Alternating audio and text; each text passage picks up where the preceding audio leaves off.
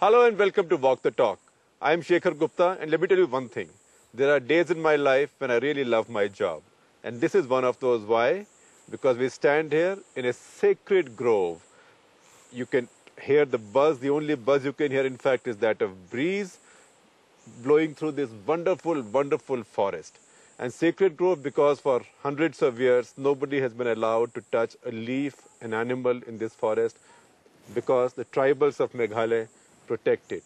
We are in the village of Maphlong, or on the outskirts of the village of Maphlong, about 30-35 kilometers from Shillong, really one of the most distant and forgotten parts of India, particularly when we look from New Delhi. And my guests today, two wonderful people, Toki Bla and Mibanda, the father-daughter duo, who will tell more about this and who will tell a bit more about the questions of identity, insecurity, alienation, distance that tribal people face, particularly hill tribal people. Yeah. So, welcome to Walk the Talk, Toki Thank you, sir. and Mibanda. Thank you very much. So, tell me, I mean, we stand in this sacred grove. Tell us a bit about it, because there is there's so much tribal tradition that we seem to be now losing. Yeah, this is a part of our culture, really. The maintenance of these sacred groves. You see, in Meghalaya, there is around 8,500 square kilometers of forest. And out of this, around 1,000 square kilometers are sacred groves, run either by the village community, by clans, by individuals. And this is one such forest. And this is a sacred grove where, as you said earlier, you're not even expected to take out even a leaf or a twig. There's some deity here, which the local... That's the belief. Yeah, that's the belief. And this deity is the one that protects the community, it protects the village. And in the name of the deity, then the village protects the forest.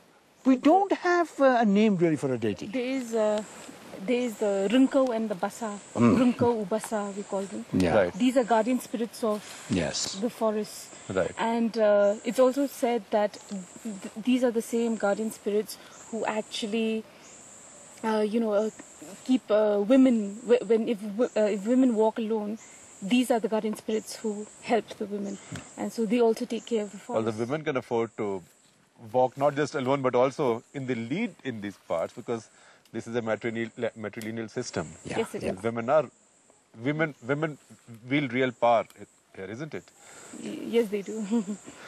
And this tradition is common to Khasis as well as Jaintiyas. Yes, yes. The two of you are Jaintiya. Oh, yes, we are Jaintiyas. We are Jaintiyas. And Khasis and Jaintiyas are very similar. They're more or less the same. They're more or less the same. So, are we losing some of this tradition?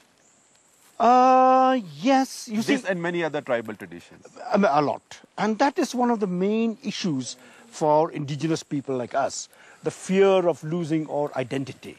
And that identity more or less has been identified with culture. And this is part of that culture. I mean, the monetary pressures that are coming up in our society today. Most of these forests, the sacred groves, or these sacred forests in most of the villages have been cut down because of the timber value. Right. You see, this is one of the things that have been protected, one of the forests that have been protected. The question of identity really is very crucial for us.